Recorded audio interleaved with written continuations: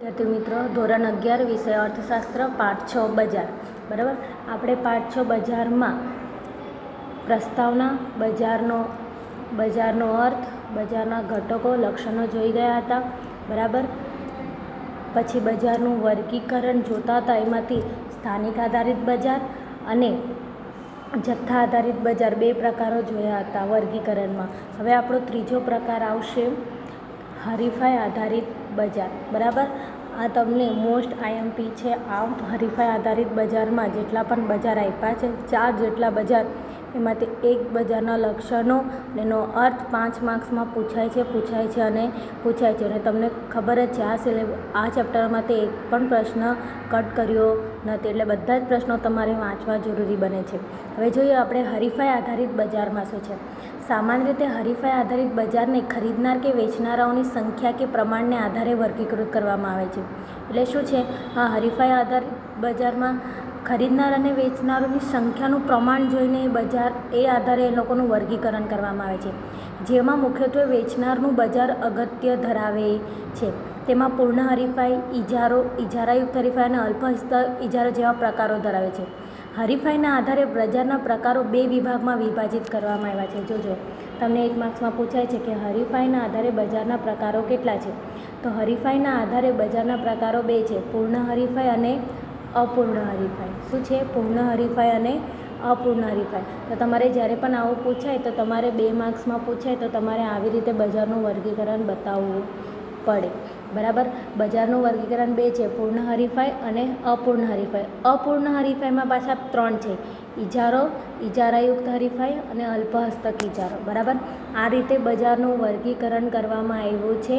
તમને પૂછાશે કે હરીફાઈ આધારે બજારના પ્રકારો કેટલા વિભાગોમાં વિભાજિત કર્યા. તો 2 વિભાગો, પૂર્ણ હરીફાઈ અને અપૂર્ણ હરીફાઈ. પછી આમ પણ પૂછાશે કે અપૂર્ણ હરીફાઈના બજારના વર્ગીકરણ જણાવો.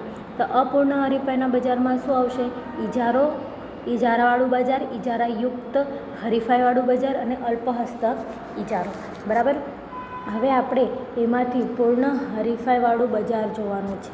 બરાબર, પૂર્ણ હરીફાઈવાળું બજાર એક આદર્શ બજાર છે, પરંતુ તે માત્ર એક સૈદ્ધાંતિક શક્યતા બની ગઈ છે. વાસ્તવમાં ખેતી ક્ષેત્રને બાદ કરતાં પૂર્ણ હરીફાઈના લક્ષણો ભાગ્યે જ જોવા મળે છે. ખેતી ક્ષેત્રને બાદ કરતાં શું, બીજા ઉદ્યોગ ક્ષેત્રને સેવા ક્ષેત્રમાં એના હરીફાઈના લક્ષણો ભાગ્યે જ જોવા મળે છે, કારણ કે પૂર્ણ હરીફાઈવાળા બજારની તમામ શરતો એકસાથે ભાગ્યે જ સંતોષાય છે. અર્થશાસ્ત્રમાં પૂર્ણ હરીફાઈવાળા બજારનો અભ્યાસ ખૂબ અગત્યનો ગણવામાં આવે છે, કારણ કે આ અભ્યાસની આધારે બજારની મોટાભાગની લાક્ષણિક શરતોથી પેઢીની વર્તણૂકની સમજી શકાય છે. તદુપરાંત તે ઇજારાયુક્ત હરીફાઈ અને અલ્પહસ્તક ઇજારાવાળા બજારને સમજવા માટે પણ ખૂબ ઉપયોગી થાય છે. બરાબર, તો આપણે પૂર્ણ હરીફાઈની વ્યાખ્યા જોઈએ. મોસ્ટ આઈએમપી છે, જે 2 અર્થશાસ્ત્રીઓએ આપેલી છે. એ પૂછાય છે કે પૂર્ણ હરીફાઈવાળું બજાર શું છે. આ વ્યાખ્યા તમને 1 માર્ક્સમાં પૂછાશે. બરાબર, તો પહેલી કોણ છે? અર્થશાસ્ત્રી શ્રીમતી જોન રોબિન્સનના મતે. શ્રીમતી છે એ શું કહે છે? પૂર્ણ હરીફાઈ ત્યાં અસ્તિત્વ ધરાવે છે જ્યાં ઉત્પાદકની ઉત્પાદિત વસ્તુની માંગ સંપૂર્ણ મૂલ્ય સાપેક્ષ હોય. શું કીધું છે? શ્રીમતી રોબિન્સન્સ એમ કહેવા માંગે છે કે પૂર્ણ હરીફાઈવાળું બજાર એટલે શું? તો પૂર્ણ હરીફાઈવાળા બજાર એટલે પૂર્ણ હરીફાઈ ક્યાં અસ્તિત્વ ધરાવે છે? જ્યાં ઉત્પાદકે વસ્તુની ઉત્પાદન કર્યું હશે. બરાબર, તો તેની માંગ શું છે? સંપૂર્ણ મૂલ્ય સાપેક્ષ હોય. સંપૂર્ણ મૂલ્ય સાપેક્ષ એટલે આપણે ચેપ્ટર 3માં ભણી ગયા છે, માંગનું સંપૂર્ણ મૂલ્ય સાપેક્ષ.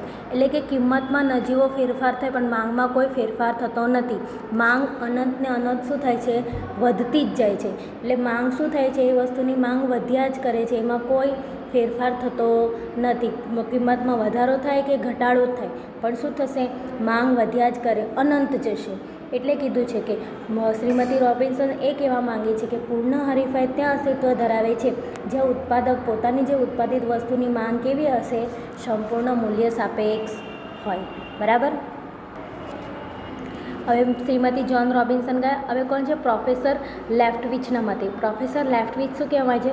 પૂર્ણ હરીફાઈ એક એવી બજાર વ્યવસ્થા છે કે જેમાં બજાર કિંમતને અસર પહોંચાડી શકે તેટલી મોટી પેઢી સમગ્ર બજારમાં ન હોવા સાથે ઘણી પેઢીઓ સમાન ગુણી વસ્તુઓનું વેચાણ કરે છે. અહીંયા શું?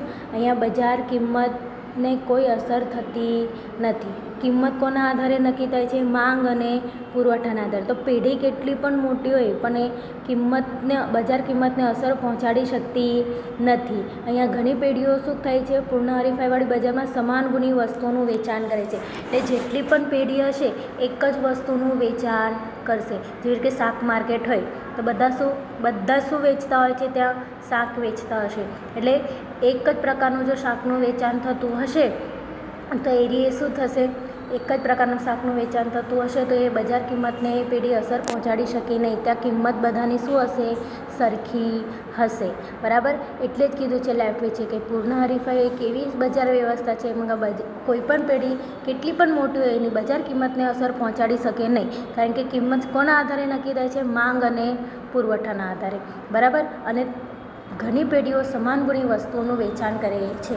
હવે આ બે વ્યાખ્યા પરથી પૂર્ણ હરીફાઈના લક્ષણો છે જે તમને 5 માર્ક્સમાં પૂછાય છે. આ જે લક્ષણો છે બરાબર, પૂર્ણ હરીફાઈના લક્ષણો 5 માર્ક્સમાં પૂછાય છે. મોસ્ટ આઈએમપી છે, પૂછાય છે અને પૂછાય છે. બરાબર. તો પહેલાં જોઈએ કે પૂર્ણ હરીફાઈના લક્ષણમાં પહેલો પોઈન્ટ શું છે? અસંખ્ય વેચનારા અને અસંખ્ય ખરીદનારા. કારણ કે અહીંયા શું છે? વેચાણ અગત્ય ધરાવે છે. વેચનારનું બજાર શું અગત્ય ધરાવે છે? અહીંયા જેટલી પણ પેઢી હશે અહીંયા ખરીદનારા પણ એટલા જ હશે અને વેચનારા પણ અસંખ્ય હશે. તમને MCQમાં પૂછાશે કે અસંખ્ય વેચનારા અને અસંખ્ય ખરીદનારા કયા બજારમાં જોવા મળે છે? તો પૂર્ણ હરીફાઈવાળા બજારમાં અસંખ્ય ખરીદનારા હોય છે અને અસંખ્ય વેચનારા હોય છે. અને વેચનારો શું કરે છે? સમાન ગુણી વસ્તુઓનું જ વેચાણ કરે છે. તો જોઈએ શું કીધું છે? પૂર્ણ હરીફાઈવાળા બજારની પ્રાથમિક શરત એટલે કે અસંખ્ય ખરીદનારા અને અસંખ્ય વેચનારા. એટલે કે આ બજારમાં ખરીદનારા અને વેચનારા અગણિત હોય છે. આ બજારમાં અસંખ્ય વેચનારો પૈકીનો કોઈ એક વેચનાર બજારના પુરવઠાનો ખૂબ નાનો અંશ વેચે છે, જેથી તે આખા બજારના પુરવઠા પર કાબૂ ધરાવી શકતો નથી. બધા સમાન ગુણી વસ્તુનું વેચાણ કરે છે અને આખા જથ્થામાંથી નાનો અંશ એ વેચે છે. એટલે આખા પેઢી પર એનો કાબૂ હોતો નથી. તેથી તે વસ્તુની બજાર કિંમત ઉપર અસર પહોંચાડી શકતો નથી. દાખલા તરીકે ઘઉંના એક ખેતરમાં ઘઉંનું ઉત્પાદન વધે કે ઘટે તેમ છતાં ઘઉંના કુલ જથ્થા ઉપર અસર પાડતી નથી. જેમ તહેવારોમાં ઉપયોગમાં લેવાતી નાના બલ્બની હારમાળાઓ પૈકીનો એક ગોળો પ્રજ્વલિત ન થાય તો તે પ્રકાશના કુલ પ્રમાણ ઉપર અસર પાડી શકતો નથી, તેમ વેચનાર આ બજારનો ખૂબ નાનકડો ભાગ હોય તે વસ્તુની કિંમત ઉપર પોતાનો પ્રભાવ પાડી શકતો નથી. બરાબર ને? તમે જોવો છો દિવાળીના પ્રસંગે કેટલી બધી લાઇટ લગાવવામાં આવે તો એક લાઇટની મોટી હારમાળા હોય તો જો એક લાઇટ ન સળગે, બરાબર, એક ગોળો પ્રજ્વલિત ન થાય તો બાકી બધાના પ્રકાશ પર એની કોઈ અસર પડતી નથી. બરાબર. કારણ કે બધા એક જ પ્રકાર ગોળો ત્યાં પ્રજ્વલિત થાય છે પણ એક ગોળો પ્રજ્વલિત થતો નથી તો એની કંઈ અસર કોઈ બીજા પર પડે નહીં. એવી રીતે આ પેઢી પર છે.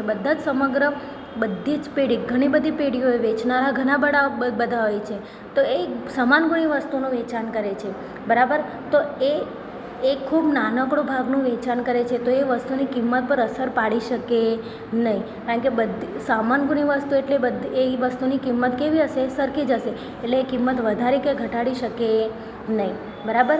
એ માંગના પુરવઠા આધારે નક્કી થાય છે. જ્યારે ખરીદનારા અને અસંખ્ય હોવાથી વેચનારીની જેમ ખરીદનારાઓ પણ વસ્તુની બજાર કિંમત પર માંગના ફેરફાર દ્વારા અસર પાડી શકતી નથી. બરાબર. ખરીદનારા પણ શું છે? અસંખ્ય છે. એટલે વેચનારની જેમ ખરીદનારાઓ પણ વસ્તુની બજાર કિંમત પર માંગના ફેરફાર દ્વારા અસર પાડી શકતી નથી. માટે આ બજારમાં વસ્તુની કિંમત સ્વતંત્રપણે બજારના પરિબળો એટલે કે માંગ અને પુરવઠા દ્વારા નક્કી થાય છે. આપણે પહેલેથી જ ભણી આવ્યા છે કે બજાર પરિબળો એટલે શું? સ્વતંત્ર વસ્તુની કિંમત માંગ અને પુરવઠા દ્વારા નક્કી થાય છે. એટલે આ પૂર્ણ હરીફાઈવાળા બજારમાં બજાર કિંમત પર નહીં ખરીદનારા અસર પાડી શકે નહીં વેચનારા. બરાબર. સમજ પડી? આ થયું. આમ પૂર્ણ હરીફાઈવાળા બજારમાં વસ્તુની કિંમત વસ્તુની માંગ અને પુરવઠા દ્વારા નક્કી થતા હોવાના કારણે વેચનાર બજારમાં માત્ર પ્રાઇસ ટેકર એટલે કે કિંમત સ્વીકારનાર જ બને છે, એ કિંમત લેનાર બને નહીં. એને કિંમત સ્વીકારવી પડે છે. એ બજાર કિંમત પર અસર પાડી શકતો નથી. બરાબર. આ કિંમત શેના દ્વારા નક્કી થાય છે? માંગ અને પુરવઠા દ્વારા. અને અહીંયા માંગ કેવી છે? સંપૂર્ણ મૂલ્ય સાપેક્ષ. માંગ વધતી જ જાય છે. કિંમતમાં કેટલો પણ ફેરફાર થાય પણ માંગ શું થાય છે? વધતી જ જાય છે. એટલે વેચનારા હોય કે ખરીદનારા એની બજાર કિંમત પર કોઈ અસર પાડી શકે નહીં. બરાબર, આ થયું પહેલું લક્ષણ, અસંખ્ય ખરીદનારા અને અસંખ્ય વેચનારા. હવે બીજો લક્ષણ આવે છે સમાન ગુણી વસ્તુઓ. આપણે પહેલાં જોઈ ગયા પૂર્ણ હરીફાઈવાળું બજાર છે એટલે બધી જ પેઢી એક જ વસ્તુનું વેચાણ કરે છે. જોઈએ પૂર્ણ હરીફાઈવાળા બજારમાં બીજી અગત્યની બાબત સમાન ગુણી વસ્તુનું અસ્તિત્વ છે.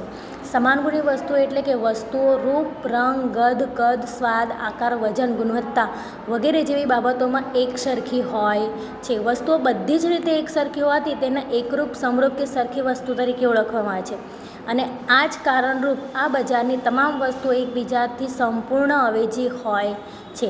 તો આ બજારમાં વસ્તુઓ સમાન ગુણી હોવાથી વિવિધ ઉત્પાદકો વેચનારો પોતાની વસ્તુની જુદી જુદી કિંમત લઈ શકતા નથી. કારણ કે સમાન ગુણી વસ્તુ છે ને, એટલે એ જ વસ્તુની જુદી જુદી કિંમત લઈ શકે નહીં. જ્યારે ખરીદનારો સમાન ગુણી વસ્તુ હોવાને લીધે તેમાં સામ્યતા જોતાં જુદી જુદી કિંમત ચૂકવવા પણ તૈયાર થતા નથી. તૈયાર થાય, એક જ વસ્તુ છે, અહીંયા ભાવ વધારે છે, ત્યાં ભાવ ઘટેલા છે, તો શું એ લોકો પણ જુદી જુદી કિંમત ચૂકવવા તૈયાર થતા નથી. સરવાળે આ બજારમાં વસ્તુની કિંમત એક સરખી જોવા મળે છે. દાખલા તરીકે શાકભાજીનું માર્કેટ હોય, બરાબર, તો ત્યાં બધા જો શાકભાજીનું માર્કેટ હોય તો ત્યાં બધા ટામેટાં જ વેચતા હોય છે. બરાબર, તો એક એવું બજાર હશે કે જ્યાં બધા ટામેટાં જ વેચતા હોય, તો એક લારી પર ટામેટાં 10 રૂપિયા કિલો મળે અને બીજી લારી પર 20 રૂપિયા કિલો મળે, તો શું તમે લેશો? નહીં. બરાબર, કારણ કે ટામેટાં એક સરખા જેવા છે. બરાબર, અમુક લારીમાં શું હશે, ટામેટાં એક સરખા જેવા હશે, તો તમે એ લોકોની જુદી જુદી કિંમત આપવા પણ તૈયાર થતા નથી. એટલે શું છે, સમાન ગુણી વસ્તુઓ છે તો સમાન ગુણી વસ્તુની કોઈ એક સરખી જ કિંમત આપી શકે, જુદી જુદી કિંમત આપી શકે નહીં. બરાબર, જે કિંમત બજાર કિંમત નક્કી થઈ હોય એ જ કિંમત આપી શકાય. બરાબર, હવે ત્રીજો પોઈન્ટ છે પેઢીઓની મુક્ત અવરજવર. બજારમાંથી પેઢીઓને ફાયદો થતો હોય તો એ આવી શકે છે, ખોટ થતી હોય તો એ પેઢી છોડીને જઈ પણ શકે છે. બરાબર, કઈ રીતે તો જોઈએ. પૂર્ણ હરીફાઈવાળા બજારનું ત્રીજું અગત્યનું લક્ષણ પેઢીઓની મુક્ત અવરજવર છે. અહીં પેઢીઓની મુક્ત અવરજવરનો અર્થ પેઢીઓના ઉદ્યોગોમાં વિના નિયંત્રણ પ્રવેશ અને નિકાસ. જ્યારે કોઈ ઉદ્યોગ અસામાન્ય નફાની સ્થિતિમાં હોય ત્યારે આવા અસામાન્ય નફાથી આકર્ષાઈ પેઢીઓ મુક્તપણે ઉદ્યોગમાં પ્રવેશે છે. તેમજ જો કોઈ ઉદ્યોગમાં અસમાન ખોટની સ્થિતિ ઊભી થાય તો પેઢીઓ અસામાન્ય ખોટના કારણે ઉદ્યોગ છોડીને જાય છે. બરાબર, આપણે ઉદ્યોગનું કરતા હોઈએ, બરાબર, ઉદ્યોગ ચાલતો હોય આપણો, તો આપણે પેઢી પ્રવેશ કરી શકે છે, પરંતુ જો એને અસામાન્ય નફાથી આકર્ષાઈને કરે તો એ મુક્તપણે ઉદ્યોગમાં પ્રવેશે છે કે નફો થશે એવા આકર્ષાથી કરે છે. પરંતુ ઉદ્યોગમાં ખોટ જાય તો એ શું કરી શકે છે, એ ઉદ્યોગ છોડી જાય છે. આમ આ બજાર હરીફાઈમાં પેઢીઓની અવરજવર ઉપર કોઈ પણ પ્રતિબંધ હોતો નથી. પૂર્ણ હરીફાઈવાળા બજારમાં પેઢીની મુક્ત અવરજવર માત્ર ટૂંકા ગાળામાં જોવા મળે છે. એટલે કે પેઢીઓ ટૂંકા ગાળા ઉદ્યોગમાં નફાથી આકર્ષાઈને પ્રવેશ કરે છે અથવા ખોટના કારણે પેઢી ઉદ્યોગ છોડી જાય છે. પરંતુ લાંબા ગાળે જ્યારે પૂર્ણ હરીફાઈવાળું બજાર સામાન્ય નફાની સ્થિતિ હાંસલ કરે છે ત્યારે પેઢીઓ ઉદ્યોગમાં અવરજવર આપોઆપ બંધ થાય છે.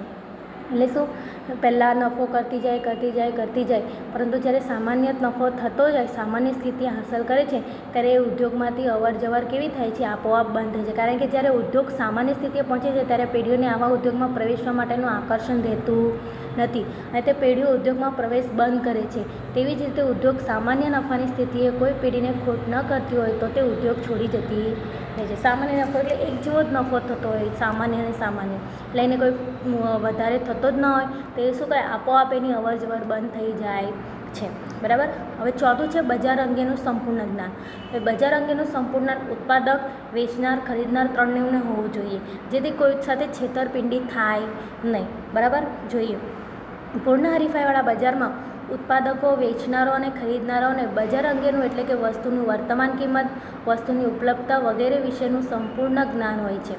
પૂર્ણ હરીફાઈવાળા બજારમાં ઉત્પાદક કે વેપારી અન્ય ઉત્પાદકો અને વેપારીઓ કઈ કિંમતે વસ્તુ વેચે છે, અવેજી કે પૂરક વસ્તુઓ કઈ ગુણવત્તાએ વેચે છે વગેરે જેવી બાબતોથી માહિતગાર હોય છે. આથી આવા સમાન ગુણી વસ્તુઓ ધરાવતા બજારમાં કોઈ એક ઉત્પાદક કે વેપારી વસ્તુની જુદી જુદી કિંમત લઈ કોઈ ભેદભાવ સર્જવામાં અસમર્થ હોય છે. તેથી આ બજારમાં વસ્તુની કિંમત એક સરખી પ્રવર્તે છે. એટલે પૂર્ણ હરીફાઈવાળા બજારમાં ખરીદનારા એટલે ગ્રાહકો પણ વસ્તુની કિંમત અને ગુણવત્તા વગેરે જેવી બાબતોથી સંપૂર્ણ માહિતગાર હોય છે, જેના કારણે કોઈ એક ઉત્પાદક ખરીદનાર પાસેથી વધુ કિંમત લઈ શકતો નથી. આમ ખરીદનાર, વેચનાર અને ઉત્પાદક પક્ષે બજાર અંગેનું સંપૂર્ણ જ્ઞાન હોવાથી બજારમાં એકસરખી કિંમત પ્રવર્તે છે, જેના કારણે આ બજારની માંગ રેખા સંપૂર્ણ મૂલ્ય સાપેક્ષ બને છે. બરાબર, આ થયું ચોથો પોઈન્ટ. હવે પાંચમો આવે છે ઉત્પાદનના સાધનો સંપૂર્ણ ગતિશીલ. આ બજારમાં ઉત્પાદનના જે 4 સાધનો છે, જમીન, મૂડી, શ્રમ અને નિયોજક, એ સંપૂર્ણ ગતિશીલ છે. કઈ રીતે?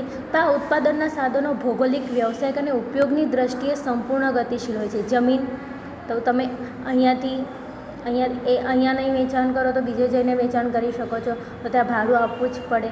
બરાબર, પછી એની મૂડી જોઈએ છે, શ્રમ જોઈએ છે, તો સંપૂર્ણ કેવા હોય છે? ગતિશીલ હોય છે. એટલે પૂર્ણ હરીફાઈવાળા બજારમાં વસ્તુની કિંમત એક સરખી હોય છે, તેવી જ રીતે ઉત્પાદનના સાધનોની કિંમત એક સરખી હોય છે. બરાબર, કિંમત એક સરખી એટલે એ લોકોના ઉત્પાદનના સાધનો તમે અહીંયા કરો કે ત્યાં કરો, શું એક સરખી જોવાની? કારણ કે ઉત્પાદનના સાધનો સંપૂર્ણ ગતિશીલ હોવાથી તેઓ ઓછા વળતરથી વધુ વળતર તરફ સ્થળાંતર પામે છે.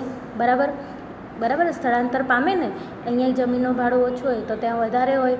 બરાબર, એટલે સંપૂર્ણ ગતિશીલ હોય છે અને વારંવાર થતા સ્થળાંતરને ટાળવા પેઢીઓએ એક સમાન વળતર આપવાની ફરજ પડે છે. એટલે ઉત્પાદનના સાધનો કેવા છે? સંપૂર્ણ ગતિશીલ. પહેલો પોઈન્ટ હતો આપણો અસંખ્ય ખરીદનાર અને અસંખ્ય વેચનાર. બીજું સમાન ગુણી વસ્તુઓ. ત્રીજું પેઢીઓની મુક્ત અવર જવર. ચોથું બજાર અંગેનું સંપૂર્ણ જ્ઞાન. અને પાંચમું ઉત્પાદનના સાધનો સંપૂર્ણ ગતિશીલ. હવે આવે છે આપણું છઠ્ઠું કે વાહન વ્યવહાર ખર્ચનો અભાવ. એટલે પૂર્ણ હરીફાઈવાળા બજારમાં અસંખ્ય વેચનાર અને અસંખ્ય ખરીદનાર હોય છે, તો પૂર્ણ હરીફાઈના વિશ્લેષણમાં બજારમાં વાહન વ્યવહાર ખર્ચ કુલ ખર્ચનો ખૂબ જ નાનો અંશ હોવાથી તે ગણતરીમાં લેવામાં આવતો નથી. કારણ કે એક જ શું થાય છે, એ લોકો બધા એક જ વસ્તુનું વેચાણ કરે છે, એટલે એક જ વાહનમાં શું હોય છે, એ લોકોની બધાનું વસ્તુઓ આવી જાય છે. વાહન વ્યવહાર ખર્ચ તો બરાબર, એમને તો ખાલી કુલ ખર્ચ આપવાનો હોય છે. અમુક પેઢીઓ આટલો એમનો જથ્થો લેશે, એનો જથ્થો લઈ જશે, એટલે વાહન વ્યવહાર ખર્ચ શું છે, કુલ ખર્ચમાં ઘણો ઓછો આપવો પડે છે, જેથી વાહન વ્યવહાર ખર્ચ કેવું થાય છે? શૂન્ય છે એમ સ્વીકારી લેતા વાહન વ્યવહાર ખર્ચની ગેરહાજરી આ બજારનું એક મહત્ત્વનું લક્ષણ છે. દાખલા તરીકે ટામેટાનો ટેમ્પો આવ્યો હોય, બરાબર, તો બધા શું કરશે? જથ્થાબંધ વેપારી હશે એ પહેલાં છૂટક વેપારીઓને શું આપશે? ટામેટાં આપશે. બરાબર, તો ટામેટાનો જે કિંમત હશે એ જેને જેટલા લેવા હોય એટલા લઈ લેશે, એટલે વાહન વ્યવહાર ખર્ચ એ કુલ ખર્ચના પ્રમાણમાં કેવો નાનો ભાગ બને અથવા શૂન્ય બને છે. એટલે વાહન ખર્ચ એમાં સ્વીકારાતો જ નથી. બરાબર, એટલે જેટલો ખર્ચ આપવાનો હોય છે એમાં આવી જાય એકદમ ઓછો ભાગ. બરાબર, તો આ થયા તમારા પૂર્ણ હરીફાઈના લક્ષણો. બરાબર, એની વ્યાખ્યા 2 જણે આપી છે, શ્રીમતી રોબિન્સન અને લેફ્ટવેચના લક્ષણોમાં પહેલું હતું અસંખ્ય વેચનારા, અસંખ્ય ખરીદનારા. બીજું સમાન ગુણી વસ્તુઓ.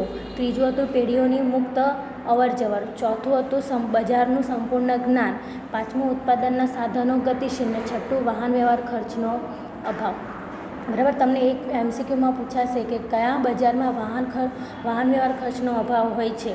તો પૂર્ણ હરીફાઈવાળા બજારમાં વાહન ખર્ચનો અભાવ હોય છે. હવે વિદ્યાર્થી મિત્રો, આ જે પૂર્ણ હરીફાઈવાળું બજાર છે, નહીં સમજ પડે તો વોટ્સઅપ મેસેજ કરજો. કંઈક પણ ક્વેરી હશે તો હું તમને પાછું સમજાવી દઈશ. બરાબર, વોટ્સઅપ મેસેજ જરૂરથી કરજો. અસ્તુ, આભાર.